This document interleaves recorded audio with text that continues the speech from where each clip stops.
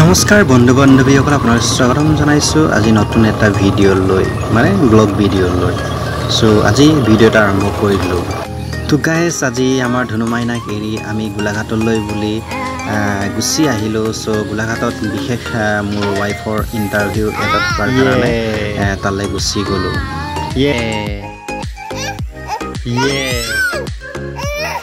তো বন্ধুসকল ইন্টাৰভিউটো এনেকুৱা এটা ইন্টাৰভিউ হৈছে আপোনালোকে গম পায় আত্মনিৰ্ভৰ অসম নামৰ এটা স্কিমৰ জৰিয়তে মোৰ ওয়াইফৰ মানে পত্নীৰ পিক ফাৰ্মৰ কাৰণে অনলাইন কৰিছিল সো কলিংটো আহি গ'ল সো আমি ততাতয়াকে গুছি যাবলগীয়া হ'ল সো আমি দুটাই ওলালো আমাৰ ধনুমাইনা কেৰি সো আজি যাত্ৰাটো আৰম্ভ কৰি দিলো গাইস আজি কি হয় কি নহয় সো আপোনালোকে ভিডিঅটো শেষলৈকে চাব তো গাইস এই ৰাস্তাটো দেখিছে হেয়া হৈছে আমাৰ গাঁৱৰ এটা উন্নয়নৰ নমুনা বুগাঘাটৰ এটা উন্নয়নৰ ৰাস্তাৰ নমুনা স্বাধীনোত্তৰ কালৰ পৰা এটা শিলগুটিও পোৱা নাই যিটো ৰাস্তাত হেতু হৈছে নৱালী ৰাস্তা হয় সো এই নৱালী ৰাস্তাটো খুব পিছ পৰি আছে সো উন্নয়নৰ নমুনা হেয়া দেখিছে আপোনালোকে আজিলৈকে কোনো ইলেকশন গ'ল প্ৰধানমন্ত্ৰী গ'ল এমএলএ গ'ল আকু আহিল কিন্তু আজিলৈকে কোনো তেনেকুৱা উন্নতি নহল তো গাইস এই ৰাস্তাটো দেখিছে কিমান ধুনিয়া বা যেটো হৈছে এটো নুমলীগড়ৰ পৰা তিনিআলিৰ পৰা সোমাই আহি যেটো গোলাঘাট যোৱা আৰু ইফালে ডিমাপুৰ যোৱা ৰাস্তাটো হয় গতিকে যেটো আমি ৰাস্তাত গৈ আছো সেই ৰাস্তাটো হৈছে খুব সুন্দৰ দৃশ্য দেখিছে হেয়া খুব ভাল লগা এটা প্ৰাকৃতিক সৌন্দৰ্যৰ মাজেৰে আমি এটা ৰাস্তাৰ মাজেদি যাত্ৰা আৰম্ভ কৰিলো আজি যাতে দিনটো ভাল হওক শুভ হওক বুলি সো চাওকচোন আপোনালোকে কিমান ধুনিয়া লাগিছে ৰাস্তাৰ দুই কাষে বাগান আৰু গছবোৰে যেন খুব মনত উৎসাহ জগাইছিল সেউজীয়াবোৰে খুব আনন্দ কৰি তুলিছিল সো চাই থাককচোন আপোনালোকে ভিডিঅটো কি হয় কি নহয় আজি যাত্ৰা কেনেকুৱা হয়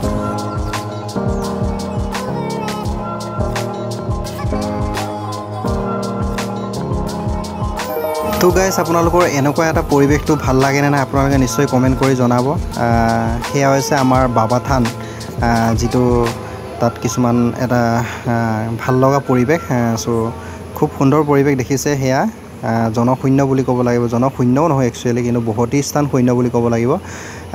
পৰিবেশটো কিন্তু খুব ভাল লাগিছে মোক এক নম্বৰ খুব একদম মানে নম্বৰ 1 ভাল লাগিছে বুলি ক'ব লাগিব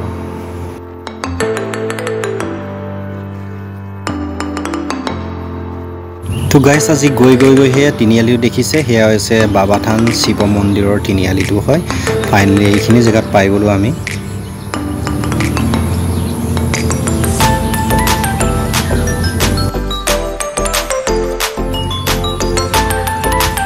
তো গাইস এনেকুৱা একাবেকা ৰাস্তা দি খাই খুব বাইক ৰাইড কৰি খুব ভাল লাগে হেয়া দেখিছে আৰু লগতে যিখিনি মানে গছবোৰ সাৰ মাজেদি যেনেকৈ মানে আমি গৈছো নহয় খুব ভাল লাগিছে আৰু এইফালে দেখিছে কেনেকুৱা একাবেকা ৰাস্তা আৰু অলপ গৈ পায়ে গলো আৰু হেতু হৈছে খটখটি যেটো আমি হেতু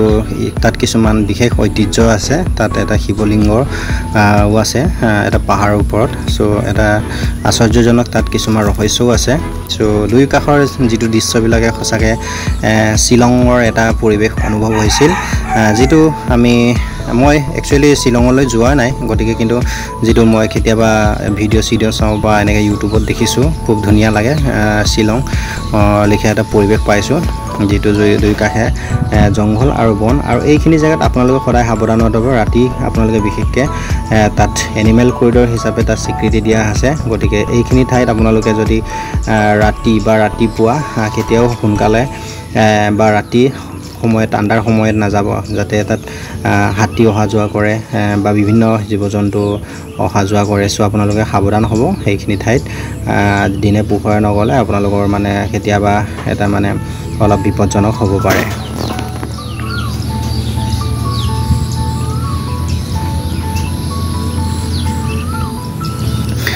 তো গাইস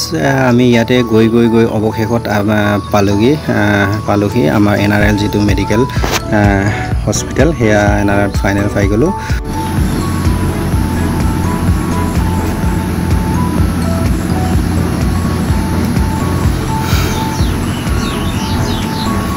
তো গাইছ ইয়াতে দেখিলোঁ যে এটা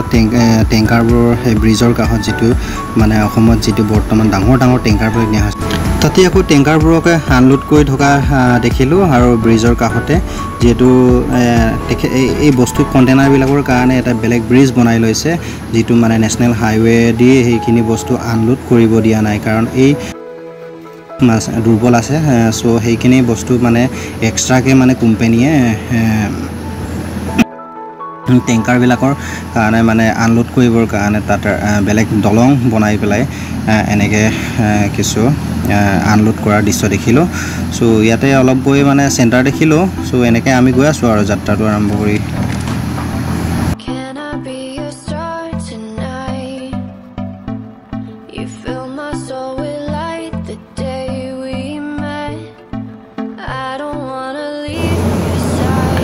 তো গাইছ ইয়াতে ৰাস্তাৰ কাষত থকা গৰুবিলাকে কেতিয়াবা আপোনালোকৰ বিপদজনক হ'ব পাৰে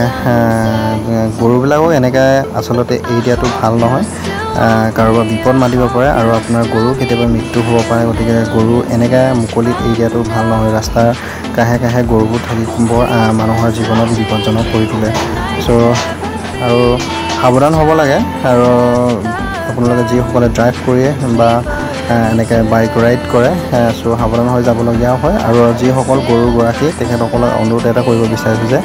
গৰুবোৰ এনেকৈ মুকলিকৈ এৰি দিয়াটো ভাল নহয়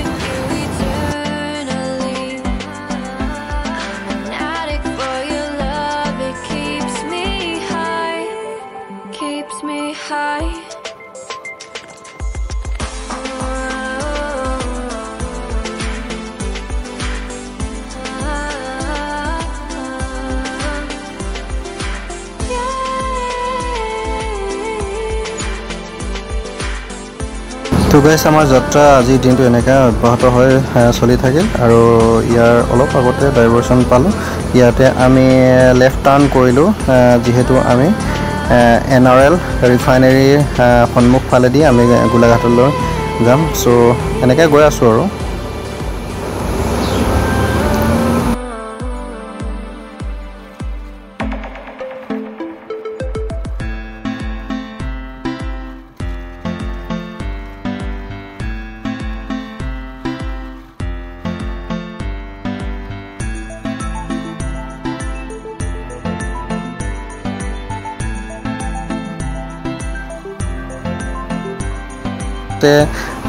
মই ভাবিছিলোঁ অলপ সময়ৰ কাৰণে কিবা ট্ৰেফিক জাম কিবা এনেকৈ লাইন লাগি আছে বুলি কিন্তু গৈ পেলাই দেখিলোঁ যে পুৰা গাড়ী লাইন লাগি থকা দেখিলোঁ এইফালে যিহেতু NRL সন্মুখ ভাগত এনেকুৱা গাড়ীৰ লাইন হৈ থকা দেখিলোঁ কি হ'ল আমি কাহিনীটো বুজি নাপালোঁ যিহেতু ট্ৰেফিক জাম হৈ আছিলোঁ চ' ইয়াতে বহুত সময় আমি দেৰি হ'ব লগা হ'ল এনেকৈ ইফাল সিফাল কৰি গ'লোঁ অলপ সময় কিন্তু তাত দেখিলোঁ যে আৰু তাত জাম হৈ আছে যিহেতু NRLৰ সন্মুখ ভাগত এনেকৈ গৈ আছোঁ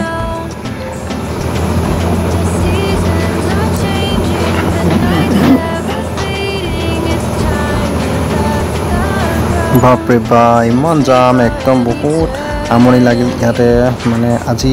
গোলাঘাটলৈ যেন বোকাখাটৰ পৰা একদম বহুত সময় লাগিলোঁ এনেকুৱা এটা অনুভৱ হৈ গ'ল যিহেতু ট্ৰেফিক জাম হোৱাৰ কাৰণে NRLত কিছু সময় ৰ'ব লগা হ'ল NRL সন্মুখ ভাগত এনেকৈ উল্টা পুল্টা কৰি গুচি আহিলোঁ কিন্তু তথাপিও মানে বহুত ঠেলা হেঁচাৰ মাজেদি যাবলগীয়া হ'ল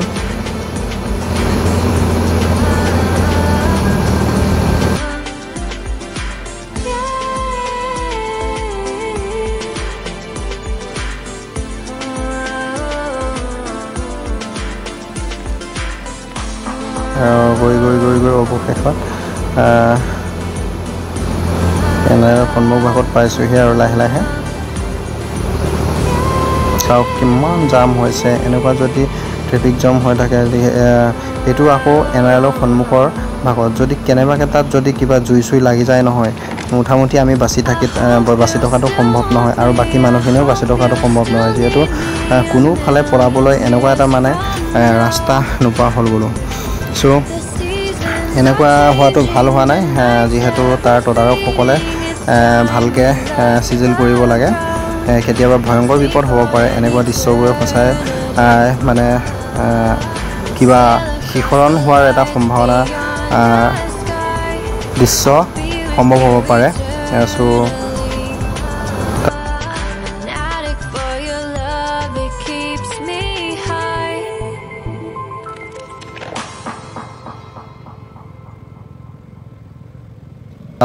এম্বুলেন্স এখনো এনেকুৱা ৰ'বলগীয়া হ'ল তাত যদি বেমাৰী থকা হ'লে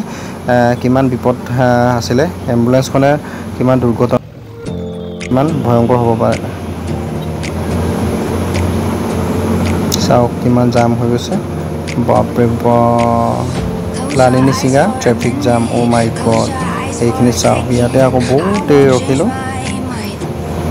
চাওক মোটামুটি তাতে আধা ঘণ্টামান সময় আমি এনেকুৱা ৰ'ব লগা হয় আৰু ইফালে এনেকৈ উপায় নাই মানে ৰাস্তাৰ চাইডে আমি এনেকৈ ইফাল সিফাল কৰি গৈছোঁ আৰু যেনে তেনে বোকাৰ চোকাৰ মাজেদি আৰু যিহেতু ইণ্টাৰভিউ কথা আছে ইণ্টাৰভিউ বুলি ক'লে অলপ মানুহৰ এটা ভয় হয় কি হয় কি নহয় সময়মতে পাব লাগিব যিহেতু আমাক 10টা বজাত মাতিছে আমি দেৰি হ'ব বুলি পূৰা একদম বহুত চিন্তা পৰিছোঁ কিন্তু উপায় নাই আৰু কি কৰিব আৰু সেয়া চাওক পূৰা জাম হৈ আছে বহুত সময় আমি ৰ'লোঁ কিন্তু যিহেতু আপোনালোকক ভিডিঅ'ত দেখাব নোৱাৰিলোঁ আধা ঘণ্টাতকৈ বেছি হ'ব পাৰে তাতে আমি ৰখিলোঁ যিটো NRL সন্মুখৰ ৰাস্তাটো মোৰ মতেতো মই জীৱনত প্ৰথমবাৰ এনেকুৱা ট্ৰেফিক জাম হোৱা দেখিছোঁ যিহেতু আগে পিছে মই তেনেকুৱা জাম দেখা নাই আৰু এনেকুৱা মই ডাঙৰ মহানগৰীবিলাকতো গৈছোঁ কিন্তু তেনেকুৱা জাম হোৱা দেখা নাই ইমান দীঘলীয়া জাম বাপৰে মাই গড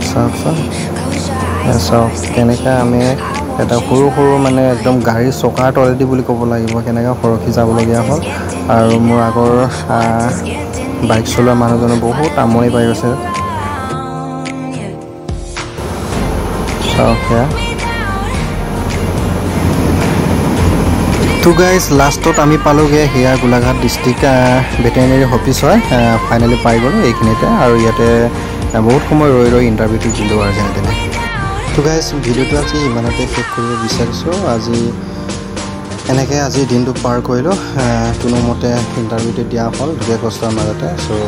আপোনালোকক পুনৰ লগ পাম ভিডিঅ'টো চোৱাৰ বাবে বহুত বহুত ধন্যবাদ